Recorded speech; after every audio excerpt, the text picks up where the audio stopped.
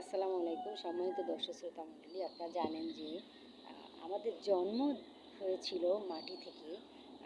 মহান সৃষ্টিকর্তা মাটি থেকে আদম আলাইহিস সালামকে সৃষ্টি করেছিলেন এবং তিনি অনেক শখ করে বেহেশত বানিয়েছিলেন। সেই বেহেশতে আদম আলাইহিস সালামকে রেখেছিলেন, কিন্তু আদম আলাইহিস সালামের বেহেশতে একা একা থাকতে একদম ভালো লাগছিল না। সে ভীষণ একাকিত্ব বোধ করছিল, খুব মন খারাপ করে থেকেছিল। তখন আল্লাহ তাআলা কী করলেন, আদম আলাইহিস সালামের পাঁজরের কাঠির থেকে মা হাওয়াকে সৃষ্টি করলেন। মা হাওয়া সৃষ্টি হওয়ার পর আদম আলাইহিস সালাম মহা খুশি হলেন এবং তিনি কী করলেন, দুইজনে মিলে বেহেশতে খুব আনন্দ ফুর্তি আরামায়েশ করে ঘুরে বেড়াতে লাগলেন। কিন্তু ওই যে ইবলিস শয়তান, যাকে আল্লাহ বলেছিল আদম আলাইহিস সালামকে সিজদা করার জন্য, সে তো সিজদা করে নাই। বলছে, আমি মাটির তৈরি সামান্য একটা মানুষ, তাকে কেন আমি সিজদা করবো? আমি সারা জীবন আপনার অনেক ইবাদত করেছি। কিন্তু আল্লাহ বললেন, হ্যাঁ, এটা আমার হুকুম, আমি যেটা হুকুম করবো তোমাকে সেটা করতে হবে। তো তখন সে আল্লাহর হুকুম মানল না। তখন আল্লাহ বুদ্ধি করে একটা ছোট্ট ঘরের মধ্যে আদম আলাইহিস সালামকে রাখলেন এবং ইবলিস শয়তানকে বললেন যে তুমি যাও, এটা আদমের কাছে দিয়ে আসো বা এই কথাটা বলে আসো। তখন ইবলিস শয়তান দেখলো যে ওখানে ঢুকতে গেলে তো আমার মাথা নিচু করে ঢুকতে হবে, ওর কাছে আমার ছোটো হতে হবে। তখন সে কী করলো, পেছন সাইডটা দিয়ে যখন ঢুকতে গেল, তখন আল্লাহ তার উপর অনেক অসন্তুষ্ট হলেন এবং তাকে একটা গালাগালি দিলেন এবং চিরদিনের জন্য তাকে দোজখবাসী করে দিলেন আল্লাহ। তখন থেকে ইবলিস শয়তান মানব জাতির পেছনে লেগে থাকলো এবং তাদেরকে দোজখে নেওয়ার জন্য চেষ্টা করতে থাকলো। তখন সে কী করলো, বেহেশতের মধ্যে গেল। আল্লাহ তাআলা বলেছিলেন যে তোমরা সব কিছু করবা, কিন্তু এই গাছের ফল খাবা না, এটা অমান্য হয়ে যাবে আমার কথা, তোমরা যদি এটা খাও। তখন ওই ইবলিস শয়তান পটায় পটায় আদম আলাইহিস সালাম এবং বিবি মা হাওয়াকে ওই ফল খাওয়ালেন। সঙ্গে সঙ্গে তাদের ড্রেস খুলে গেল এবং তারা উলঙ্গ হয়ে গেলেন। তখন তারা লজ্জাস্থান ঢাকার জন্য দৌড়াতে থাকেন।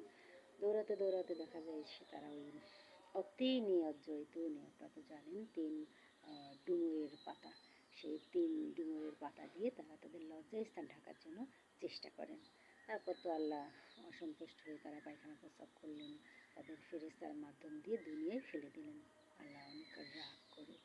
তো আপনারা দেখেছেন ফেসবুকে বড় বড় একটা পায়ের চিহ্ন, বড় বড় পায়ের চিহ্ন একটা পাহাড়ের উপরে কথিত আছে যে আদম আলাইহিস সালাম ওখানে নেমেছিলেন, ওখানে পৃথিবীতে প্রথম এসেছিলেন ওই পাহাড়ের পরে, ওনার পায়ের চিহ্ন ওখানে। তো যাই হোক, আল্লাহর কাছে অনেক মাপ চেয়েছেন, অনেক কান্নাকাটি করেছেন, আল্লাহ তাদেরকে ক্ষমা করে দিয়েছেন এবং তাদের মধ্য থেকে আল্লাহ তাআলা এই কোটি কোটি মানুষ, এই পৃথিবী, এই আজকে আধুনিক, আজকে এই ডিজিটাল যুগ, সমস্ত কিছু বিজ্ঞান প্রযুক্তি সব কিছু আল্লাহ সৃষ্টি করেছেন এই মানব জাতির মধ্যে থেকে, মানব জাতির মধ্যে যে জ্ঞান বুদ্ধি দিয়েছেন তা থেকে। তো একদিন আমরা চলেও যাব, একদিন কিয়ামত হবে, সিংহার বিকট ফুঁক দিবেন, ফুৎকারের মাধ্যমে পৃথিবী ধ্বংস হয়ে যাবে, কিয়ামত আসবে। সেই কিয়ামতের কঠিন দিনে আপনারা জানেন যে সব নবী হায় আল্লাহ হায় আল্লাহ করবে, নিজেরা বাঁচার জন্য চেষ্টা করবেন, কিন্তু আমাদের মহানবী সাল্লাল্লাহু আলাইহি সাল্লাম হায় উম্মত করবেন, আমাদের বাঁচানোর জন্য চেষ্টা করবেন। আল্লাহ তাআলা ওয়াদা করেছিলেন হযরত মুহাম্মদ মুস্তাফা সাল্লাল্লাহু আলাইহি সাল্লামের সাথে, যার মনে বিন্দুমাত্র আল্লাহর ঈমান থাকবে তাকে আমি দোজখে দিব না, বেহেশতে দিব। তো কিয়ামতের মাঠে সবাই দাঁড়িয়ে থাকবে, আল্লাহর বিচার কার্য শুরু হবে না। তখন তারা বিভিন্ন নবীদের কাছে দৌড়াতে থাকবে যে আমাদের একটু বলেন আল্লাহকে বিচার কার্য শুরু করতে, আমরা পাপী হই যা হই, আমাদের যেখানে দেবে বিচার করে সেখানে দিক। তো সবাই যে দেখবে যে নবীরা যার যার নফসি নিজেরা বাঁচার জন্য চেষ্টা করছেন, তখন হযরত মুহাম্মদ মুস্তাফা সাল্লাল্লাহু আলাইহি সাল্লামের কাছে তারা যাবে এবং বলবে যে হে নবী, আমরা কি করব, আমাদের তো বাঁচতে হবে, এই যে আমরা দাঁড়িয়ে আছি এতদিন, এত মাস, আমাদের তো কোনো বিচার হচ্ছে না, আমরা কী করব এখন? হে নবী, আপনি আল্লাহকে বলেন যে আমাদের বিচার কার্য যেন উনি শুরু করেন। তখন দেখবি যে মহান আমাদের নবী হযরত মুহাম্মদ মুস্তাফা সাল্লাল্লাহু আলাইহি সাল্লাম, তিনি কী করলেন, তিনি খুব কান্নাকাটি করতেছেন, মাথা ঠুকে ঠুকে, হে আল্লাহ, ইয়া উম্মতি, হে আল্লাহ, আপনি আমার উম্মতদেরকে বেহেশত নসিব করেন। হ্যাঁ, এভাবে তিনি খুব কান্না করছেন। তখন নবীজি তার উম্মতদের বেহেশতে নেওয়ার জন্য আপ্রাণ চেষ্টা করবেন এবং এসে আল্লাহকে অনুরোধ জানাবেন। তখন কিয়ামতের কার্যক্রম শুরু হবে এবং বিচার শুরু হবে। তো আপনারা যারা মাকে অবমূল্যায়ন করেন, মাকে সম্মান করেন না, মাকে মারধর করেন, নির্যাতন করেন, তাদের জন্য কঠিন শাস্তি রয়েছে। আজীবন দোজখবাসী তারা থাকবে যারা মাকে নির্যাতন করে, মাকে অপমান করে। তো আপনারা জানেন যে মায়েরা কত কষ্ট করে সন্তান মানুষ করেন। এই মাদের মূল্য আল্লাহ তাআলা নারীদের মূল্য অনেক দিয়েছেন, কারণ এই নারীদের পেট থেকে যুগে যুগে বহু নবী রাসূল, বহু বুজুর্গ ব্যক্তি এই মায়ের পেট থেকে দুনিয়াতে এসেছে। আল্লাহ তাআলা এই মাকে অনেক সম্মান দিয়েছে। সেই মাকে যারা মারধর করে, নির্যাতন করে, অপমান অপদস্থ করে, তাদের জন্য তো আল্লাহ অবশ্যই দোজখের আগুন, ভয়াবহ আগুন রেখে দিয়েছেন। আপনারা জানেন যে একজন বাবা অতটা ধৈর্য নেই, মা যতটা ধৈর্য ধরে তার সন্তানকে মানুষ করে, রাত জাগা, পায়খানা প্রস্রাব ফেলানো, খাওয়ানো, রান্না বান্না। অনেক মা আছে যে সংসারের সচ্ছলতার জন্য, বাচ্চাদের খাওয়ানোর জন্য ঘরে কাজ করছেন বা চাকরি করছেন, দুইটা একসাথে করছেন। তো সেসব মাদের আরও অনেক বেশি পরিশ্রম হচ্ছে।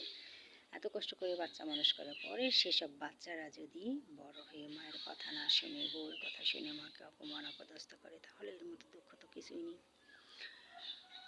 সম্মানিত গাইস, আপনারা জানেন যে এই পৃথিবী ক্ষণস্থায়ী। বিশেষ করে বাংলাদেশের বলা হয়ে থাকে যে নারীদের গড় আয়ু 50 বছর। তো এই তো 50 বছর তো আমার প্রায় হয়ে গেল। 74 আমার জন্ম।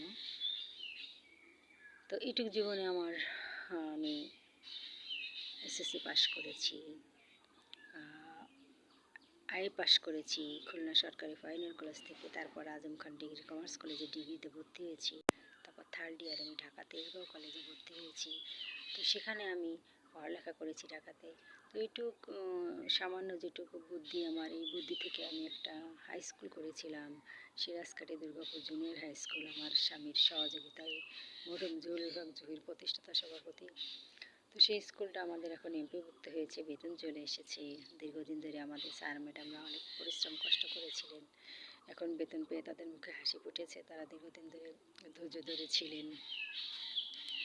তো সম্মানিত দর্শক শ্রোতা মণ্ডলী, আপনারা জানেন যে কোনো কিছু নিয়ে কষ্ট করলে, পরিশ্রম করলে সে পরিশ্রমের ফল পাওয়া যায়। একদিন আমি এখানে স্কুল করার জন্য অনেক কষ্ট করেছিলাম।